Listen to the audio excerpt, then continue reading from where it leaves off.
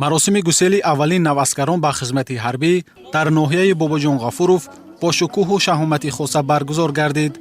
چاره‌بینی با روحیه بلند وطندوستی در نزد میدان پرچم دولتی دایر شده، در آن ساکنان ناحیه، پدر و مادران، جوانان و نمایندگان ساختارهای دولتی اشتراک نمودند. دعوت شوندگان با پرافشانی پرچم دولتی و شعارهای وطندوستانه محیط ادانه را باز هم رنگارنگ نمودند. برآمدکنندگان ابراز داشتند که خدمت در صف قوه‌های مسلح نه تنها قرض شهروندی بلکه مکتب مهم تربیت مردانگی، انتظام و صداقت به وطن میباشد. خدمت کردن به وطن این خدمت به پدر و مادر است، زیرا وطن و مادر دو رکن مقدس است که بدون آنها هیچ فرد سری بلند و افتخار انسانی داشته نمیتواند. هر قدر که دولت توانا و پایه‌های دولتداری مستحکم باشد، همان قدر حیات آسایشته شهروند و آرامی و آسایش جامعه بیشتر تامین می‌گردد.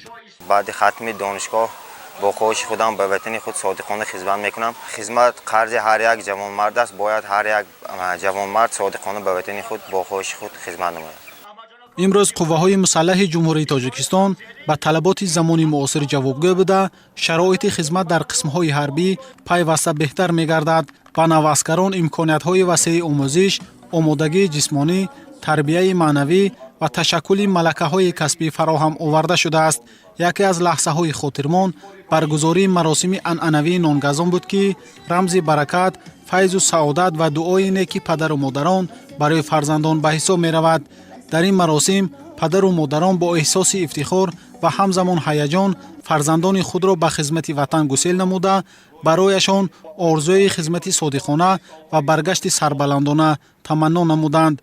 پسرم ارگاشف عبدالرسول عبدالحمیدویچ، پسرم امروز خواهش خودش خدمت و گسیل کرده‌ایم. همشان نرس خدمت کرده، دولت ما و ملت ما و ساخت سلامت خدمت کرده بیاد. برنامه فرهنگی پرمحتوا نیز به چاره‌بینی شکوه خاصه بخشید. هنرمندان بخش فرهنگ ناحیه با سرودهای وطندوستانه، رقص و ترانه‌های ملی و برآمدهای جالب فضای ادانه را باز هم رنگین‌تر نمودند.